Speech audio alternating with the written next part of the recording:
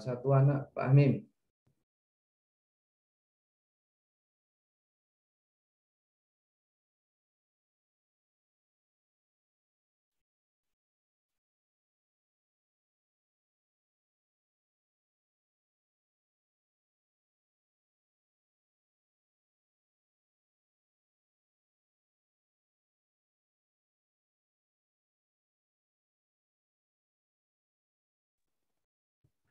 Silakan untuk temannya dikasih tahu untuk masuk lagi.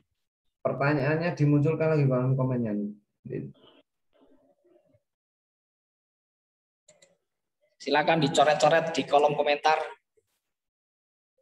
Bagi yang tadi ingin menulis, silakan. Sambil saya tambahkan yang belum masuk.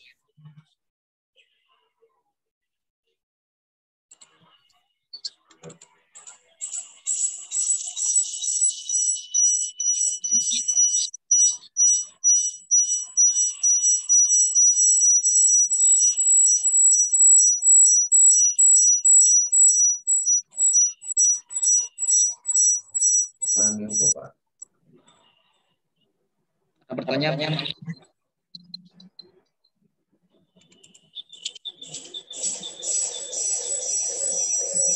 Nah, Pak, mau tanya apakah makan atau minum itu membatalkan wudhu? Membatalkan wudhu apa enggak ya? Ya enggak lah. Habis wudhu, terus mari minum 1 galon, itu tidak membatalkan. Kecuali habis minum 1 galon langsung jeding, nah, itu batal. Makan langsung 1 mangkok 1 baskom juga tidak batal setelah wudhu. Dulu ada pertanyaan lucu malah, bukan makan sama minum. Pak, setelah wudhu saya ini ngupil Pak, apakah wudhu saya batal? Ya Allah, masih ngupil sampai tangannya masuk separuh, itu nggak apa-apa. Oh, no. Nah, kecuali kalau puasa Ramadan, nah, itu kalau ke hidung masuk sampai separuh ini, otomatis batal kalau puasa. Tapi kalau setelah wudhu enggak. Nah, ini kalau puasa Ramadan, nah, wudhunya di waktu puasa Ramadan kan juga sama. Nah, ketika memasukkan jari ke hidung saking dalamnya itu juga batal puasanya. Pak, kalau nangis itu bisa bikin batal puasa atau tidak? Kalau nangis sih. 1, nangis itu membatalkan puasa. Kenapa? Karena habis makan mie ayam pedes. Nah, jam 12 awan. Nah, itu batal puasa. Tapi kalau nangis, terus yang kedua nangis yang membatalkan. Setelah nangis sampai mili air mata keluar, terus didilati air mata nih. Asin. Nah, itu batal puasa. Nangis, kalau hanya sekedar nangis terus diusap, nggak batal puasa. Ya, jadi harus tahu bedanya mana nangis yang membatalkan, mana nangis yang tidak membatalkan puasa. Oke, bisa dipahami ya. Izin bertanya. Tadi Bapak menyampaikan bahwa sholat dapat dilakukan di dalam kendaraan, namun di kendaraan kan tidak selalu menghadap kiblat. Itu bagaimana, Pak? Niatnya mengarah kiblat. Niatnya menghadap kiblat. Tapi sebelum melakukan sholat kan harus tayamum dulu. Setelah tayamum terus ini dirasa ya Allah saya niat menghadap kiblat, itu sudah cukup. Jangan tadi ngadep kiblat itu nanti ngalor terus, ya gak sholat. Pak mau bertanya, misal kalau lagi masak harus mencicipi rasanya terus dicicipi tapi tidak tertelan langsung kumur, puasa batal atau tidak? Lebih baik untuk berhati-hati, gak usah dititipi wis, anggap aja enak sebagai masakan restoran. Nah, tapi terpaksa kalau memang harus dicicipi, ada prosedurnya. Oh, nggak sampai tertelan. Tapi untuk lebih hati-hatinya nggak usah dicicipi wis. Penting masak kok biasa anggap masakan restoran enak dewi sak dunya aman. Terus Pak mau tanya kalau membersihkan telinga waktu puasa itu batal atau tidak? Sekali lagi untuk urusan lubang antara hidung dan telinga, selama yang masuk ke hidung itu sedikit atau ke telinga itu sedikit itu tidak batal. Seperti ini ya batasnya, seperti earphone inilah sebatasnya. Lebih dari itu dia sudah masuk pada lubang, jadi membatalkan puasa. Nah, saking pentingnya, maka puasa Ramadan ini menjadi wajib dan sangat-sangat penting. Dan tidak bisa puasa Ramadan ini diakal-akali. Aduh, edok-edok lemes, akhirnya nggak mau puasa. Dan puasa Ramadan ini yang tahu siapa? Ya kita sendiri sama Allah. Orang lain nggak tahu. Misalkan kita bepergian hanya dari Ngantang ke Pujon lah katakan. Ternyata di Pujon ada warung enak mampir. Di Pujon ada warung Said mampir. Jangan. Terus kemudian pulang, gaya lemes kan iso. Bibirnya dikeringkan, gayanya dibuat lemes. Kok lemes? Iya Bu, poso aku. Dengan suara yang lirih bilang puasa. Dan orang puasa Ramadan itu bisa berbohong dengan cara seperti itu. Jadi tidak ada yang tahu. Saya pun juga tidak tahu. Kalian puasa atau tidak, saya tidak tahu. Saya husnudzon saja puasa. Dan yang tahu hanyalah kita sendiri dan Allah yang puasa. Orang lain tidak tahu. Orang tua kita pun juga kalau kita ngapusi orang tua kita tidak tahu. Oleh emaknya disuruh beli nasi, beli makanan di warung. Disuruh beli kue-kue untuk persiapan berbuka puasa. Ternyata di warung dimakan dulu kuenya. Kan orang tuanya tidak tahu. Nanti nyampe rumah, lambene digaring-garing no, terus wajah dilemes-lemes no, dianggap poso kan soal. Jadi yang namanya puasa Ramadan itu yang tahu hanyalah kita sendiri dengan. Oke. Pak, kalau waktu wudhu di bulan puasa itu tidak menyertakan berkumur masuk hidung, telinga. Nah, tadi sudah saya sampaikan, boleh karena sunnah. Oke. Masih ada pertanyaan lagi? Ya. Thank you. Next. Remember. Indi Merina ingin menyampaikan.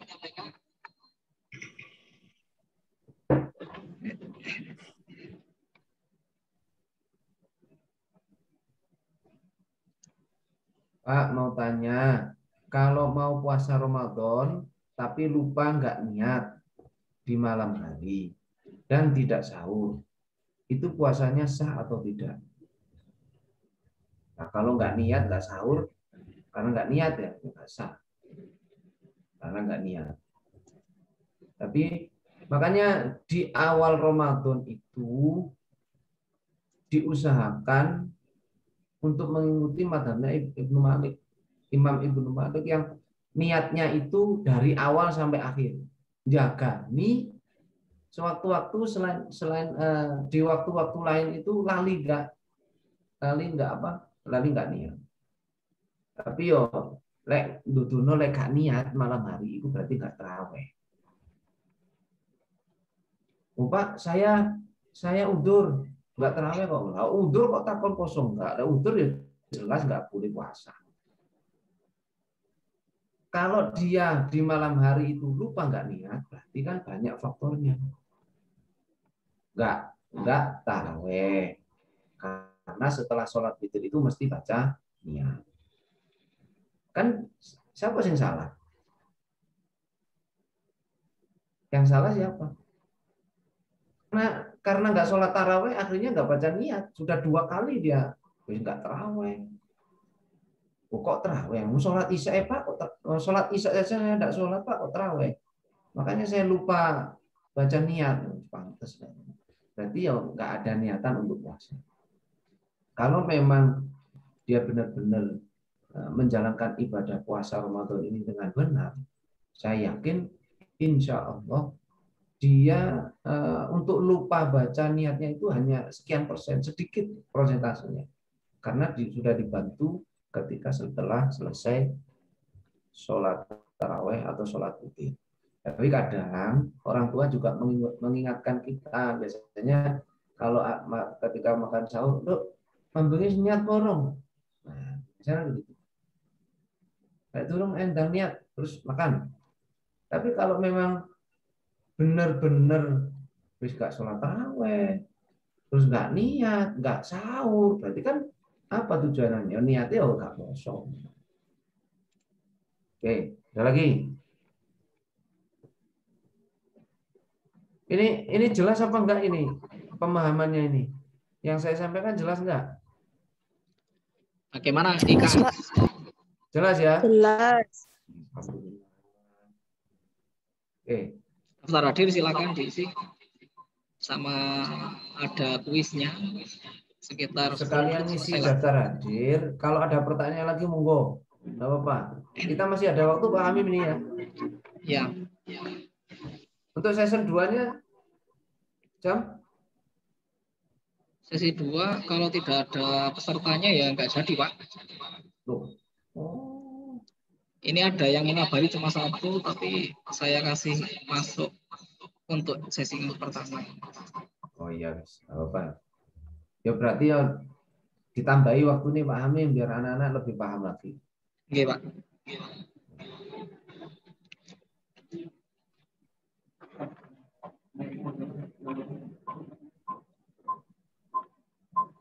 Kemarin sudah saya kasih PPT PowerPoint-nya, itu sudah dipahami atau belum? Ya, jadi yang dari materi itu monggo yang mau ditanyakan.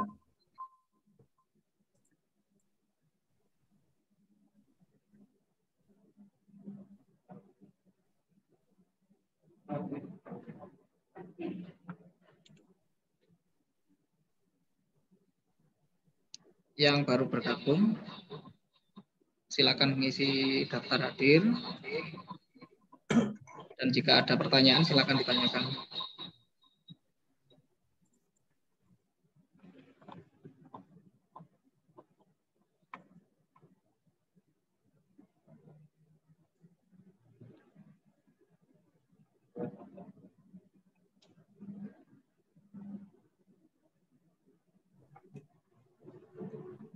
Terus begini, untuk urusan Ramadan, entah apapun alasannya, meskipun kuat, dia tetap harus berbuka ketika maghrib.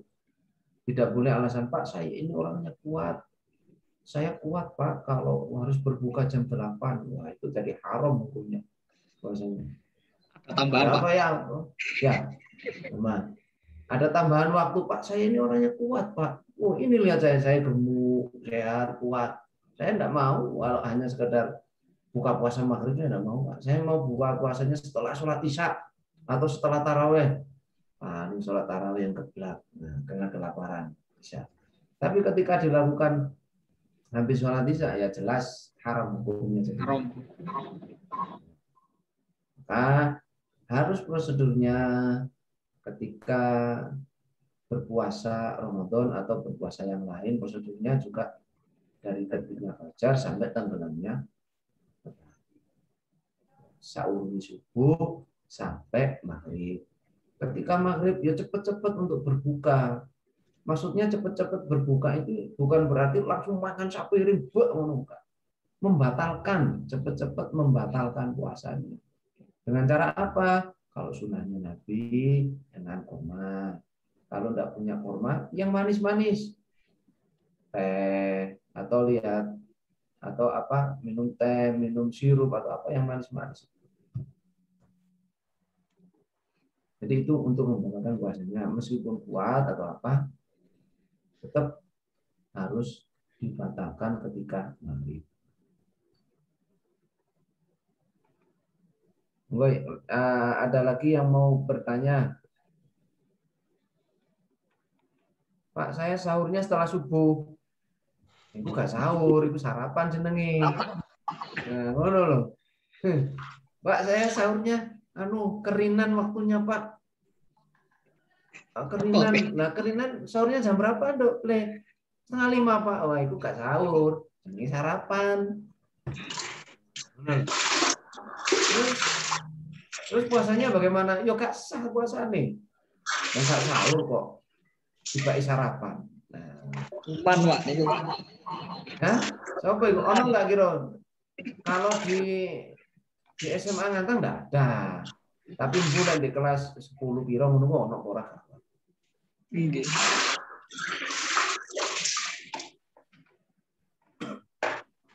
Terus apalagi ini?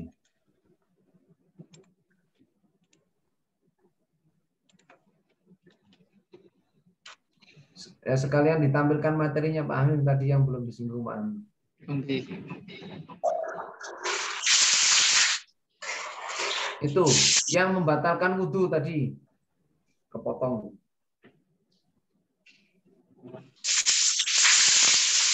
Malladzi yubtilul wudhu. Yang membatalkan wudhu.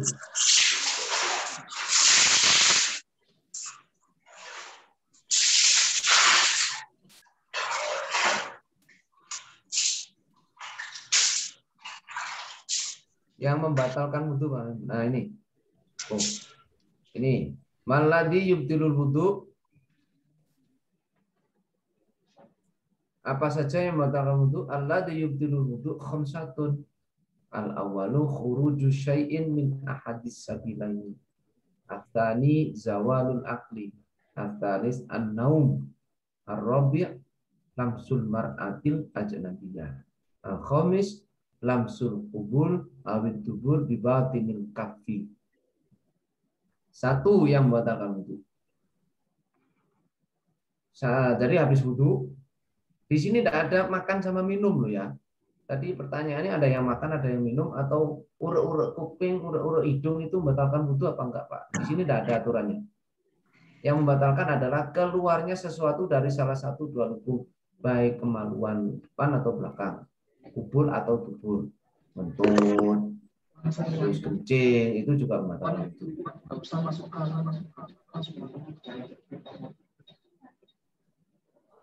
Terus hilangnya akal, keluar habis wudhu dapat 5 menit langsung gila, gendeng, stres. Nah, itu batal wudhunya. Tapi setelah itu sadar lagi. Nah, setelah hilangnya akal, maka dia batal wudhunya. Tidur setelah wudhu habis sholat, mau sholat duhur, ini ya lebih-lebih puasa Ramadan ini cobaannya bagi orang ngantuk-ngantuk ini mesti tidur. Nunggu waktunya sholat duhur sudah wudhu. Kemudian layan di kursi ketiduran. Gak ngerti, iku mang ngentut tah orang gak ngerti. Akhirnya begitu adzan selesai, krungu langsung sholat. Dia gak sah sholatnya, wudhunya batal, sholatnya gak sah. Kenapa? Tidak sah karena dia tidur. Dia ketiduran. Orang tidur kan hilang ingatan. Dia nggak sadar orang tidur. Maka otomatis wudhunya jadi batal. Menyentuh wanita ajnabiyah. Wanita ajnabiyah ini wanita yang bukan mahramnya. Nah, ini dibedakan antara muhrim dan mahram. Mahram sama muhrim itu tidak sama. Mahram dan muhrim itu tidak sama. Kalau mahram itu adalah orang yang haram untuk dinikahi. Kalau muhrim adalah orang yang berpakaian ihram ketika umroh atau haji. Oh, bukan muhrim ya. Ini salah paham, salah kaprah itu namanya. Kamu bukan muhrim saya, itu salah. Salah bahasa. Kamu bukan mahram saya. Nah, harus diganti itu bahasanya sekarang. Kalau muhrim adalah orang yang memakai pakaian ihram. Mahram adalah orang yang haram untuk dinikahi. Siapa? Hanya adiknya, kakaknya, itu mahram. Kalau punya wudhu terus nyentuh ayahnya, tidak batal. Nyentuh adiknya laki-laki, tidak batal. Nyentuh Pak D-nya dari bapak, nyentuh Pak D-nya dari ibu juga tidak batal. Ya. Yang kelima, menyentuh kubul dan dubur dengan bagian dalam telapak tangan. Tadi saya sebutkan. Kalau menyentuh kemaluan itu dengan batin kafi ini, maka ini tidak membatalkan wudhu. Maka ini membatalkan wudhu. Maaf. kalau dengan dalam, ini berarti membatalkan wudhu. Kalau dengan luar, ini tidak membatalkan wudhu. Itu Pak Darmono. Ya.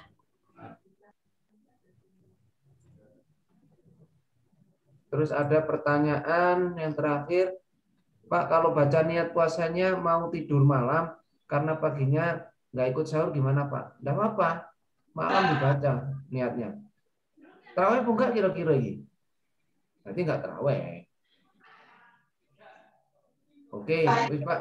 Nah, ini alasan anak nggak ikut terawih mungkin. Jadi sebelum tidur baca niat, dilali, terus besok udah makan sahur. Kenapa nggak makan sahur? Karena sebelum dia niat, dia sudah makan satu wakul. Jadi dia nggak mau makan sahur. Pak, apa benar pacaran membatalkan puasa? Ya untuk pacaran nih, lek pacaran telepon-teleponan kan hanya telepon-teleponan chattingan ya nggak membatalkan puasa. Benar. Tapi mengurangi pahalanya puasa. Yes, apa maneh puasa Ramadan, modusnya bukber. Di situ wis cekal-cekalan tangan, duduk mahromi, wis dosa. Ya dah. Maka dia mengurangi pahala puasa. Tidak batal. Kecuali dia pacaran itu membatalkan puasa. Oh bisa Pak, kok bisa Pak? Nah, irungmu dileboni tangani sampai separuh ya batal.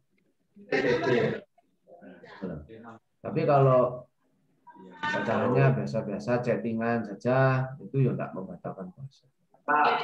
Jangan pacaran dengan modus Pak saya mau buka bersama. Itu salah. Seperti itu. Ada lagi pertanyaan? Terus materi berikutnya Pak Amin.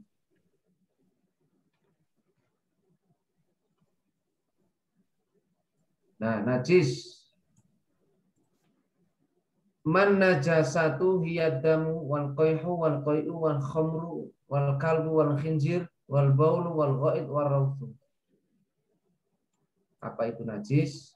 Najis ada satu darah, nanah, muntahan, khomer, anjing, celeng, atau babi, air kencing, kotoran manusia, kotoran hewan. Ini bisa dipahami ya. Satu darah jelas najis. Ketika tangan kita terluka, terus darahnya netes ke baju, maka otomatis najis. Tapi bisa dihilangkan Pak? Bisa dihilangkan. Ada dua cara. Dipotong bajunya, sing pas kena darah, atau bajunya dilepas dan dicuci Pak di bagian yang kena darah. Itu boleh. Tapi kalau yang dipotong itu zaman dulu, zamannya Nabi Ibrahim itu ketika najis dipotong terus ditempel. Masa sekarang itu kan? Sekarang ya rata-rata kalau baju sudah kena najis mesti ganti baju. Yang kena najis itu dicuci.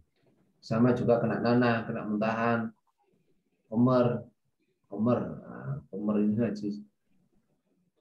Terus ada anjing, makan anjing, terus jelas-jelas najis kok dimakan. Celeng atau babi, sudah jelas najis kok dimakan celengnya. Kalau celengan Pak, bukan najis, kak haram.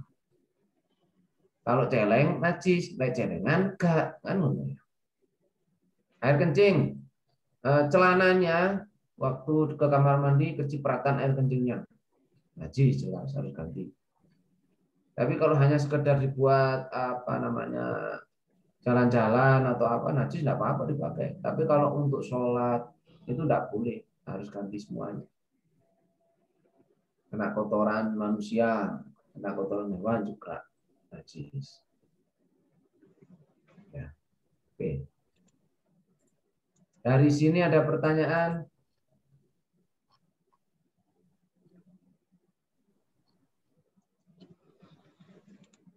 Pak, kalau kita punya luka bernanah, itu gimana sholatnya? Nah, tidak apa-apa sholatnya, tapi kan nanahnya itu belum keluar. Yang jadi masalah itu ketika nanahnya itu keluar dan netes-netes terus, itu yang harus dibersihkan dulu sampai benar-benar bersih, tidak sampai keluar nanahnya lagi, baru sholat. Tapi selama masih belum pecah dan tingkat pecahnya itu masih prosentasenya lama, ketika dipakai sholat tidak pecah, ya tidak apa-apa, karena kan masih terbungkus itu. Kalau sudah pecah terus sholat, nah itu yang najis itu di situ. Jadi nanahnya kalau memang sudah kepecah harus dibersihkan dulu, benar-benar bersih, baru sholat. Pak, kalau saya sudah wudhu, terus saya ada luka bernanah. Ini saya sudah wudhu loh Pak, terus ada luka bernanah. Kemudian nanah itu pecah. Saya bersihkan Pak. Apakah saya punya kewajiban wudhu lagi? Yaudah, wudhu itu sudah pertama sudah cukup. Karena nanah itu tidak membatalkan wudhu, tapi nanah itu adalah najis. Sekali lagi, nanah itu tidak membatalkan wudhu. Nanah itu najis, maka nanah harus dibersihkan sampai benar-benar bersih, tidak keluar lagi, terus lukanya dibungkus atau diperban, dikasih obat, diperban, ditutup yang rapat, harus sholat.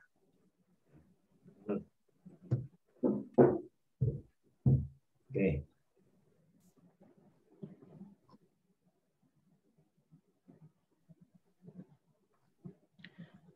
Silakan bagi yang ingin bertanya lagi. Nah, Bapak silakan tanya. Langsung ya Pak ini Pak ya. Ya? Langsung saja ya Pak. Iya wes, langsung saja. Pak tanya soal sholat taraweh. Ya, kenapa sholat tarawehnya? Siapa ini? Nila. Kenapa Nila? Nila. Sholat tarawehnya.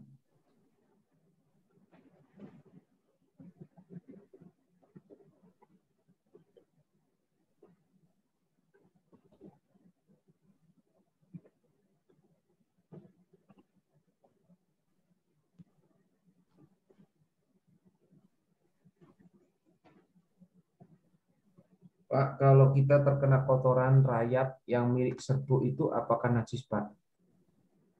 Kalau rayap, enggak. Yang pertama, enggak najis. Yang kedua bisa najis, kenapa? Karena gigit kita. Jadi kita berdarah. Nah, itu najis. Kalau hanya serbuk-serbuknya saja, itu enggak najis. Kotoran hewan itu seperti sapi, kambing, ayam, itu najis kotorannya.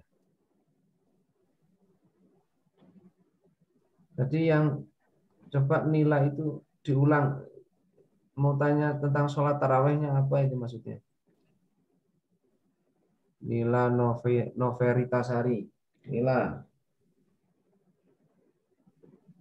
Mungkin mau tanya, Pak, sholat tarawehnya itu kalau 4 rakaat saja boleh apa enggak, Pak?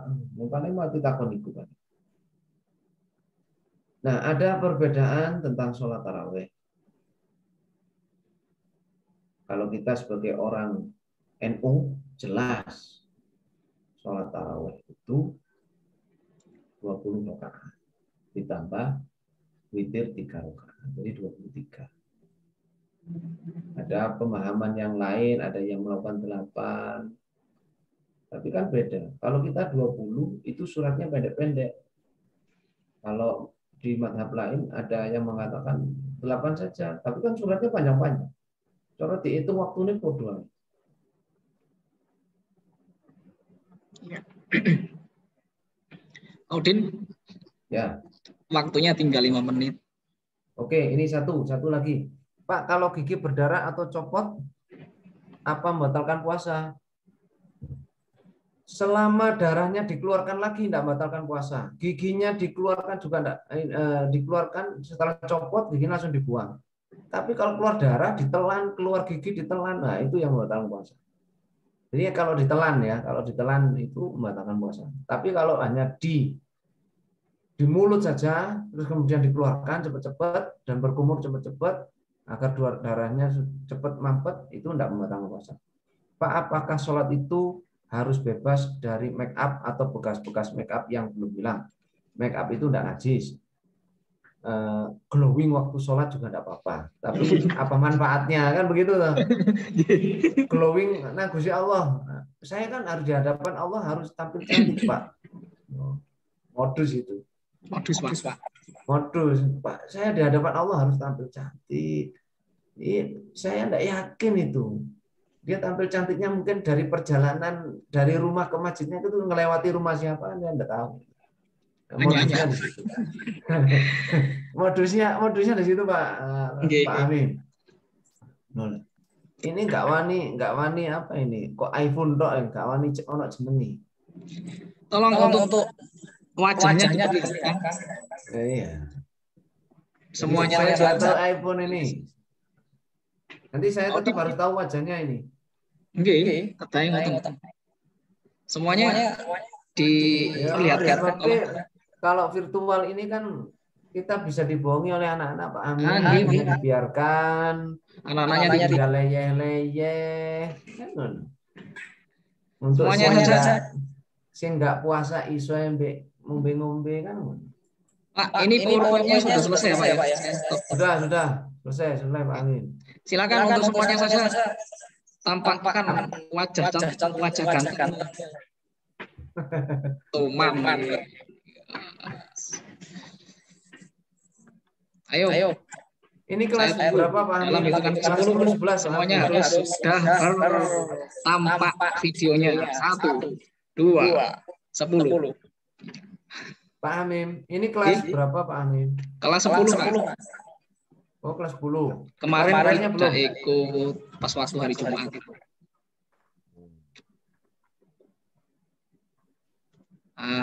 Kalau gini kan enak, semuanya terlihat.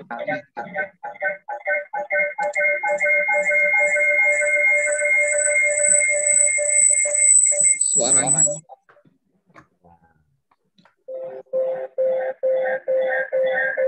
Ini suaranya apa sih? Ada suara hidayah. Oke. Suara marah. Ayo laki-laki mana ini? Disembunyikan semuanya ini. Saya sprint. Sekarang sebagai daftar hadir kita bahwa kita sudah melaksanakan Zoom.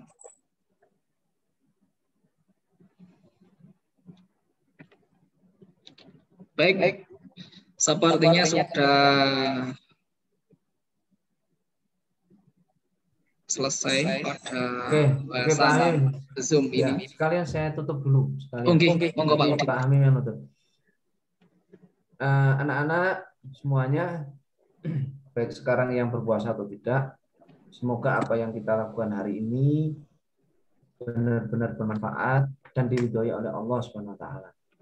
Dan yang kedua, dari pengalaman pertanyaan kalian ini, semoga paling tidak bisa mendapatkan sedikit jawaban dari apa yang kalian permasalahkan atau yang ditanyakan. Untuk lebih lanjutnya nanti bisa tanya-tanya ke Pak Hamim atau ke saya langsung tentang puasa Ramadan atau tentang yang lainnya lah, tentang yang lainnya menyangkut, karena saya sama Pak Hamim ini sama-sama mengajar pendidikan agama Islam di SMA Negeri 1. Oke, terima kasih anak-anak atas perhatiannya. Saya akhiri. Assalamualaikum warahmatullahi wabarakatuh. Waalaikumsalam warahmatullahi wabarakatuh. Waalaikumsalam warahmatullahi wabarakatuh. Terima kasih Bu Udin atas penjelasan materi yang sudah jenengan jelaskan dan juga banyak pertanyaannya sudah terjawab. Semoga nanti anak-anak bisa mengerti dengan jelas terkait dengan materi bersuci dan sholat. Nanti kalau ada pertanyaan bisa muncul di grup WA, Ya. ataupun Oke, monggo. yang chat pribadi, nanti dipersilakan baik kepada saya maupun kepada Pak Udin atau Pak Sinati. Ya. Terima kasih atas perhatiannya semuanya.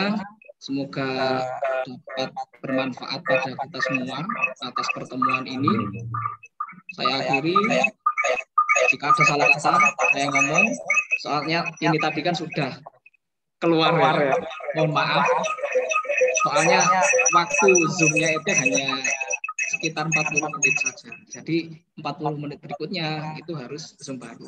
Mohon maaf, operator saya kurang berkenan.